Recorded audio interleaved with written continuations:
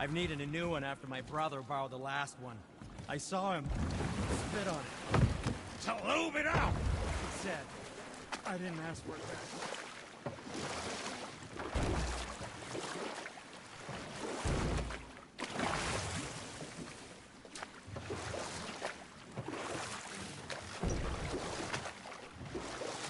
Mimir, there was a shrine about a giant lady with lots of books and visions. Ah, that would be Groa, the Knowledge Keeper. She was a gifted sorceress who gathered every tome of arcane wisdom she could find in the realms, all in the hopes of augmenting her powers of prophecy, that she might find her lost husband, Arvandil.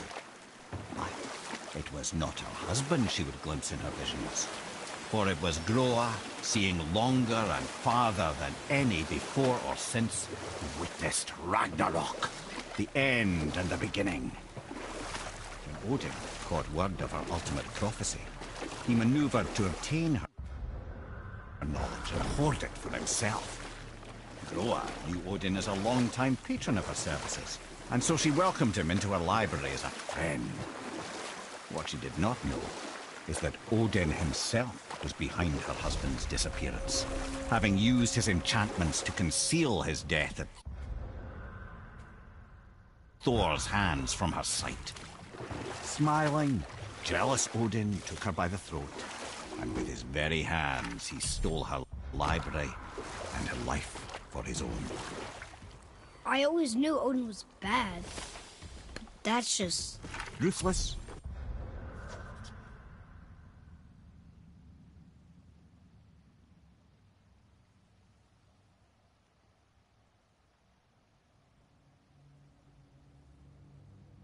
barbaric? Heartless? That's Odin.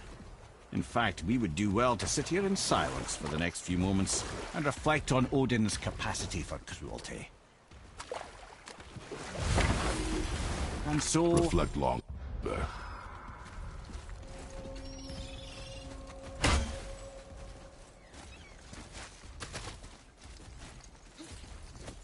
Boy. Sir! Another map! Bet we'll find something useful here.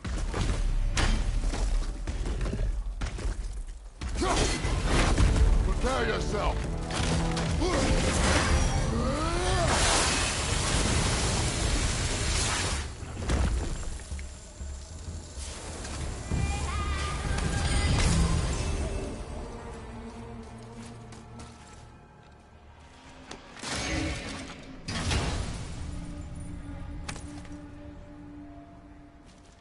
Another piece of the language cipher.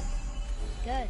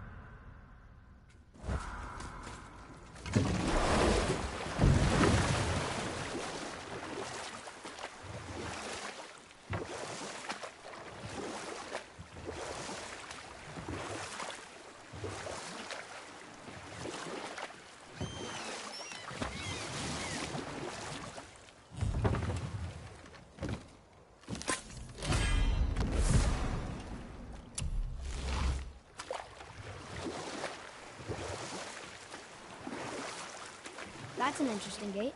I wonder who built it.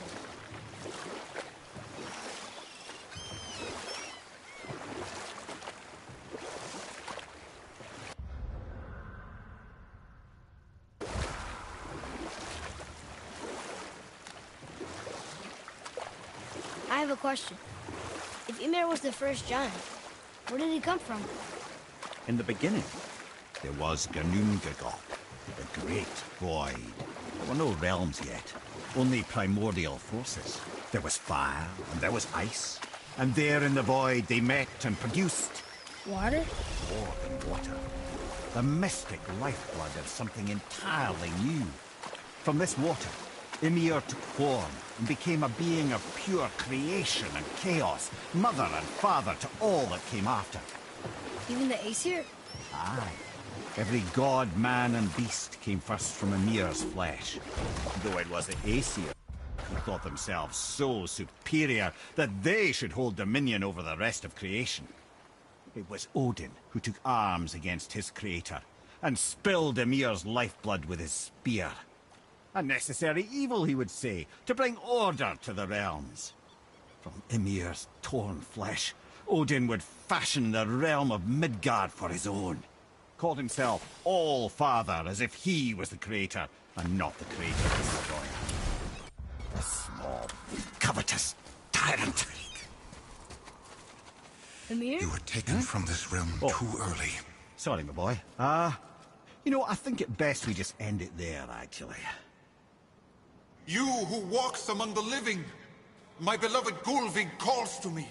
She yearns for peace, yet her remains lie in pieces. I beg of you, make my Gulvig whole again. You want us to collect her bones? Gross. Gulvig's Sather magic knows no bounds. She can reunite you with those you've lost. Really? How? Boy, I can smell your grief, child. Rest assured, her magic is strong enough to create bridges between life and death, if only for a short while. boy, we are leaving. They've taken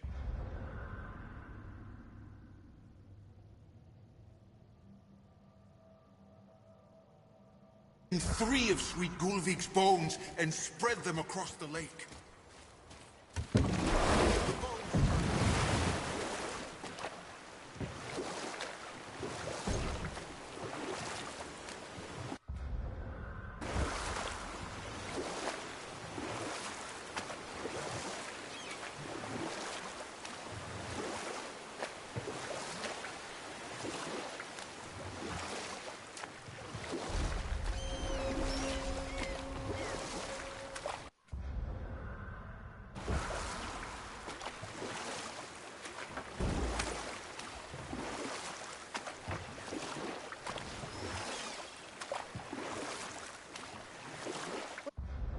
What's that down there?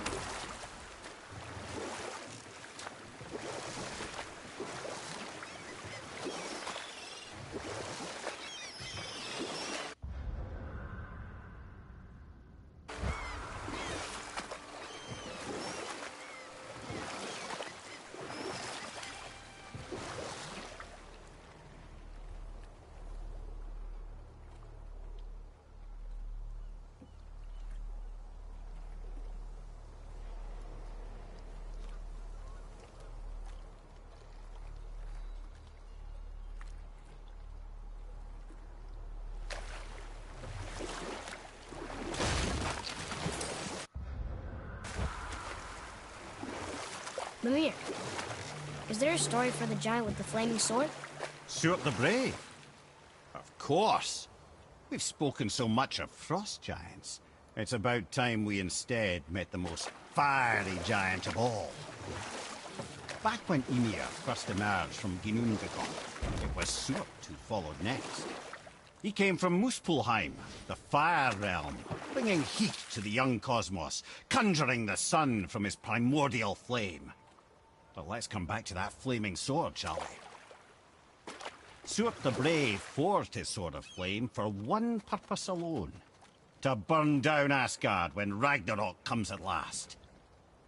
His destiny is to fall at the hands of Thor and Odin, but in so doing, strike the blow that leaves their realm in ash and ruin. And from that destruction, the world can be born anew. Until then, alone he waits in Muspelheim, never sleeping, ever honing his fiery blade. Brave, generous Stuart, who knows he lives but to his doom. All because he chooses to serve a grand cycle so much bigger than himself. To truly embrace your purpose and the patience and sacrifice it demands is to ensure your day will come. Do you think we'll be there when that day comes? I've seen enough of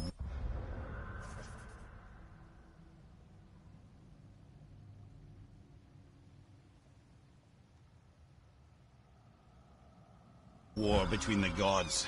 But you, little brother, who can say?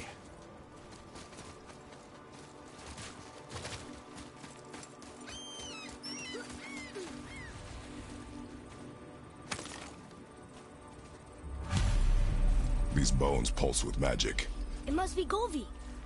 Could we just hold on to it? Maybe we'll find the rest of them. This spirit lies to you, boy. How would you know? I have known many spirits. They are all liars. This one is different. I know it. You know very little.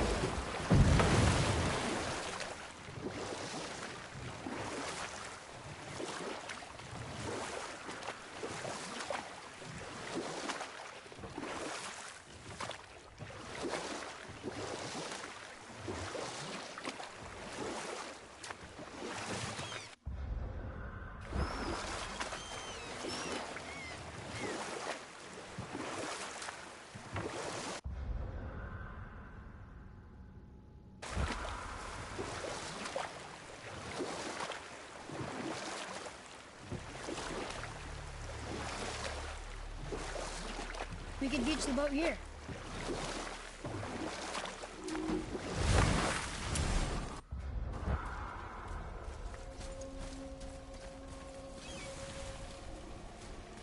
Both are.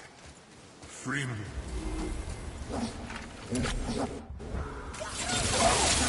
Nice shot.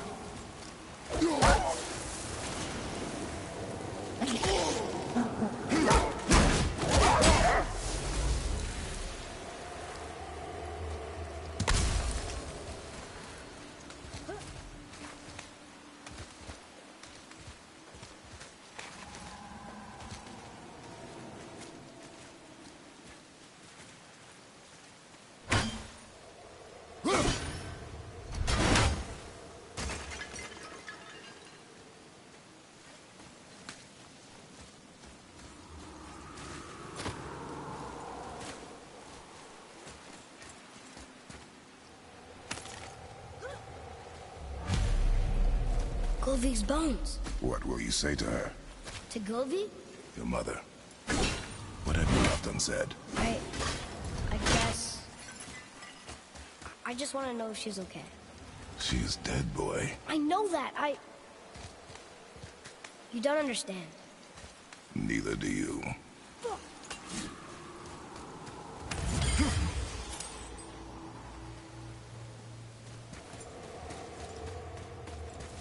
Johan. Are you okay? No, son. My goods are underwater. My men are drowned, and yet their bodies continue to walk the beaches. Hellwalkers. They plague these lands. I was their captain. They died because of me. But these abominations sully their memories. I will find a way to free them from... The thunderstorm scattered...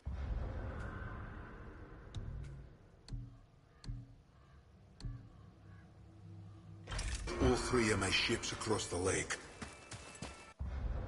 I don't know. Boy, what a sad story. Yes. We should help him. Really?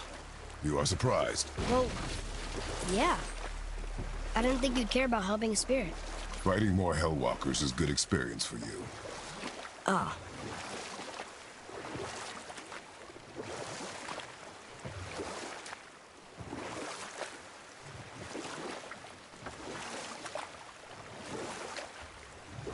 Ed, you are full of stories. When will you tell one that entertains? I beg your pardon? He just insulted you. Yeah, I got that. So you want a corker, do you? Very well, my brothers. I'll tell you the story of Hrungnir, the brawler. The real story. Or I can just tell you the story later. The final bone. Yeah. We might as well return them to the spirit. Maybe he will keep his word. I know she's not coming back, okay? I know. I just... Never mind. I just gotta return the bones. I wonder why Goldie's bones are all over the place. Desecration, typically. Pieces of scattered corpse make for a piss-poor soul. No hope for Valhalla or Helheim when your arm's on one beach and your head's on another. Why not ask the spirit? I'm sure he will be forthcoming with answers.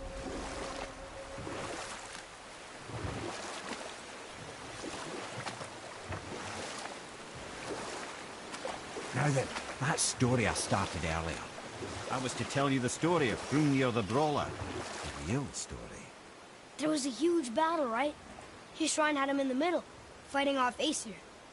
A pretty story, but no. Hrungnir, you see, was born with neither head nor heart.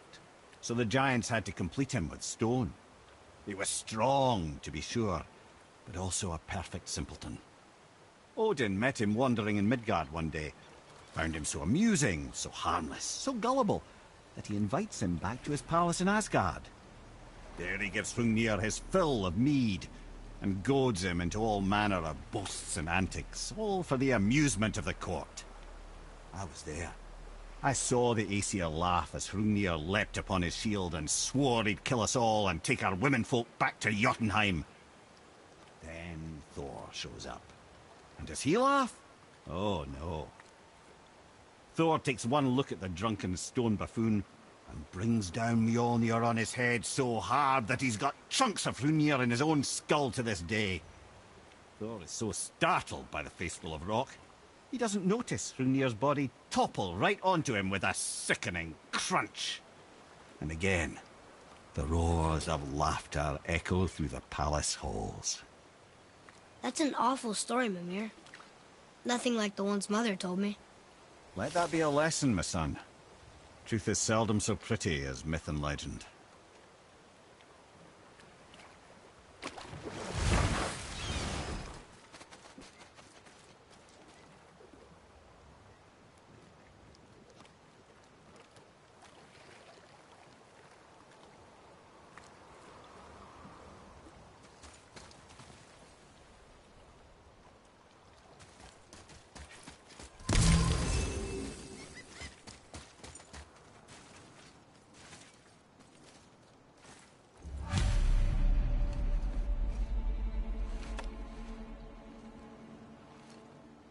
We have collected the rest of your woman's corpse spirit. Show us this magic you have promised. Ah, my sweet Gulvig. Whole again. Rise, dear Gulvig. Awaken, O powerful Gulvig! Erni bukar biljast. She says she'll honor our request. Erdi fagnar. And reunite us? Indaudo! Okay, you were right.